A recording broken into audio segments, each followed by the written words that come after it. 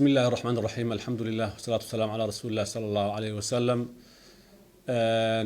maanta oo ah maalinimo axad ah maalintii labaad ee aan la wareegay xafiiska howlaha guud gobolka Banaadir. waxaan kormeer kusoo kala bixinay qeybaha kala duwan ay ka kooban tahay qeybta howlaha guud ee gobolka Banaadir ee hoos imaanayso gudoomiye ku-xigeenka howlaha guud, aniga iyo agaasimaha guud ee howlaha guud iyo xubno kamid ah qaybta howlaha guud. waxaan la soo kulannay qaybta solarka iyo korontada, qaybta dabdamiska iyo gurmadka degdega ah, qaybta gaadiidka dowladda hoose, qaybta jihaadka iyo bulaacadaha. dhammaan waxyahaas aan soo aragnay oo aan la soo kulannay oo aan soo wareysanay agaasimayaashooda iyo shaqaalahooda, soona aragnay qalabka ay ku shaqeynayaan. runtii waxay mudan yihiin mahadcelin iyo bogaadin iyo dhiirigelin. runtii wax lagu farxo yaan soo aragnay, walow caqabado badan ay jiraan oo u baahan in xal loo helo. waxaad u haysaan ummadda gobolka Banaadir ku nool oo runtii ah bulshada ugu ballaaran Soomaaliya, kuna sugan caasimadda dalka. shaqo adag oo runtii aad iyo aad mug u leh. waxyihii kaleente oo aan soo aragnay oo aan la kulanay waxaa ka mid ahaa waaxda qorsheynta magaalada oo iyadan ahayd waax aad muhiim u ah. waxyahaasi oo dhan oo ah kuwa iyagu iskaabayo. waaxda hadda ugu dambeysa oo aan la joogno oo ah waaxda gaadiidka dowladda hoose ee gobolka Banaadir, oo ah runtii waax aad iyo aad muhiim u ah, lafdhabarna u ah howlaha asaasiga u ah gobolka Banaadir. runtii waan u mahad celinayaa agaasimihii waaxda oo hadda aan wada joogno iyo agaasimo ku-xigeenkii oo aan horey usoo aragnay iyo shaqaalaha guud ahaan. waxaan rajaynayaa insha allahu tacaala caqabadaha iyo duruufaha adag ee idin haysto inaad ka gudbi doontaan. halkan waxaa yaala gaadiid iyo qalab kala duwan. gaadiidkan iyo qalabka kala duwan ee birta culus ah haddii loo isticmaalo si saani ah, runtii wax badan ayaa la qaban karay. dakhliyo kala duwanna waa la soo saari karay, laakiin nasiib darro ma dhicin in laga faa'iideysto birtaa culus iyo qalabkaa culus ee runtii ay qaarkood ina siiyeen dad walaalo ah, dowlado walaalo ah. nasiib daradan runtii waxay ka timid madaxdii oo runtii fahmi weyday in laga faa'iideysto qalabkaas. ma garan karo wax maqan haddii la keenay dhammaan qalabyadii wax lagu qaban lahaa, haddii ahaayeen gaadiidkii, haddii ahaan lahayd qalabkii dhismaha, haddii ahaan lahayd qalabkii warshadii laamiga, tii interloga, haddii ahaan lahayd laabkii, hadduu ahaan lahaa wax walba oo mataqaanaa ii sheeg fududeyn lahaa quruxda magaalada Muqdisho waa la keenay, laakiin lagama faa'iideysan. taas marka macnaheedu waxa waaye ciladu waa xaggeena. waaxdu waxay leedahay shaqaalo awood u leh, karti u leh inay qabtaan howlaha xoogga leh ee hor yaalla, laakiin waxaa ii muuqato hoggaan la-aan inay jirtay. mudan agaasime, sida ka muuqato warbixintaada, xilligii gudoomiye Madaale 2015 ilaa 2017 inuu idin siin jiray budget bilo ah, isla markaasina aad ku socodsiin jirteen howlaha xafiiskan. taasina runtii ay idinka saacidi jirtay inaad shaqadiina qabsataan, laakiin kadib la waayey. gudoomiye waxaa ku bishaaraysanaysaa maanta gudoomiye Madaale inuu dib kugu soo noqday, uu kuu joogo. annagana hadduu ay baqdaro aragtidiisa ayaan ku shaqayn doonaa ee uu ka hogaaminayo gobolka. waxaan ballan qaadayaa insha allahu tacaala warbixintiina inaan gaarsiiyo duqa magaalada Muqdisho, isla markaasina aan talo ka yeelano wixii meeshaan aan ku arkayna aan gaarsiiyo ilaahay idinkiis. waxaana laga qabto in maanta xaruntii weyneed ee gaadiidka ay maanta ku baaba'san yihiin dhammaan wax alla wixii gaadiid culus ahaa ee yaalay, warshadihii ay eber yihiin. waa nasiib darro. waxa loo keenay waxay ahayd in laga faa'iideysto.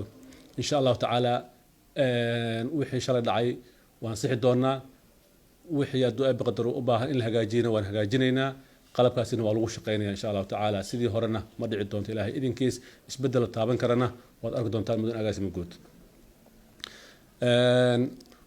waaxda gurmadka degdega ah iyadana runtii shaqo adag ayay u haysaa bulshada. naf ayay badbaadinaysaa, hanti ayay badbaadinaysaa. ayagu laftirkooda dhibaato ayaa kasoo gaarta maalin ilaahay keeno waxay u yihiin dhibane duruuf adag ay ku shaqaynayaan insha allahu tacaala iyaguna baahiyaadkooda duruufooda waan xalin doonaa waxaan ka shaqaynaynaa inaan horumarino waaxda jideedka iyo bulaacadaha oo runtii iyadana aad iyo aad muhiim u ah qayb weyn runtii ka qaadata horumarinta iyo bilicda iyo quruxda gobolka banaadir iyadana insha allahu tacaala waxaan siin doonaa dhammaan adeegyada asaasiga u ah in ay xaliyaan mashaakilka hortaagan arrimahaas oo dhan waxaan ku ballanay kuna soo dardaaranay in sanadka 2023 ay noqoto sanadkii la xalin lahaa mashaakilkaas faraha badan leh oo dhammaystiran gobolka banaadir ay ka harto wax la xiriiro hadalhayn bulaacad oo bulaacadahaas xal loo helo wadooyinkan khariban xal loo helo insha allahu tacaala xooggeena ayaan isugu geynaynaa arrinkaasna waa inaga go-an tahay duqa magaalada muqdisho waxyaabaha ugu horeeyo uu hiigsanayo aana ka ballannay ayay ka mid tahay in laga shaqeeyo quruxda magaalada bilic soo celinta bulaacadahaasi oo xal loo helo waana ku shaqaynaynaa insha allahu tacaala waadna naga filanaysaan kol dhow idinkuna waxaan rajaynayaa insha allahu tacaala hawshaas iyada ah inaad si mug leh inogala shaqaysaan khibraddiina iyo waayo aragnimadiina insha allahu tacaala idinkoo kaashanayo marka haddii la isu geeyo howlahaas oo dhan kadibna mataqaanaa dee ii sheeg qorsheyntii magaalada muqdisho iyo soolaradii iyo korontadii wixii dhan aan ka shaqayno magaalada muqdisho waxaan rajaynayaa sanad kadib inay kusoo noqoto caasimadii birismaadkii sidii ahaan jirtay insha allahu tacaala marka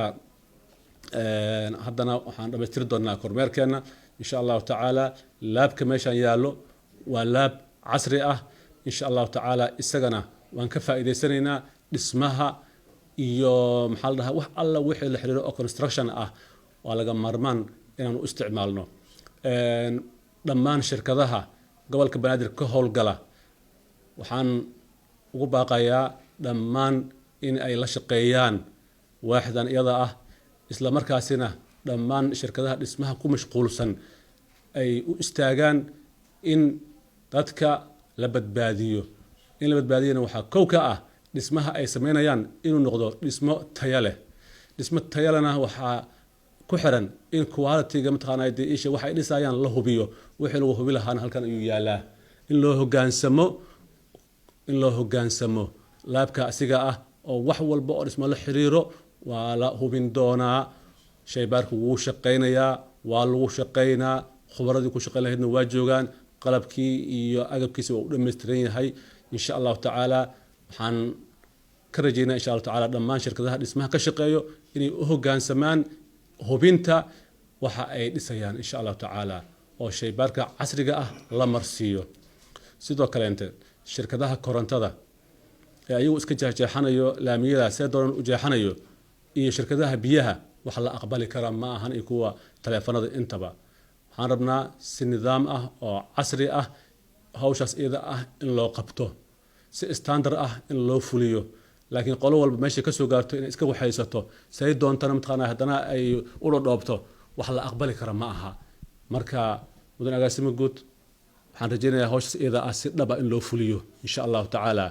oo markii koronto waddo la marsiinayo standards la og yahay in lagu marsiiyo lagulana xisaabtamo shirkadaha biyaha sidoo kaleente kuwa telefoonada sidoo kaleente laakiin ayan dhicin qof kasta inuu soo doono ka yeelo suu doonana wax u maareeyo wax la aqbali karo ma ahan marka insha allahu tacaala waa isu imaan doonaa fadhigan fadhi ka ballaaran waxaan diyaar u nahay shaqo ballanteennuna waa shaqo hadafkeennuna waa magaaladan muqdisho oo quruxsan oo nadiifsan oo bulaacadaha ka caagan insha allahu tacaala guulaysta salaamu ullahi calaykum waraxmatullahi wabarakatu mahadsanidin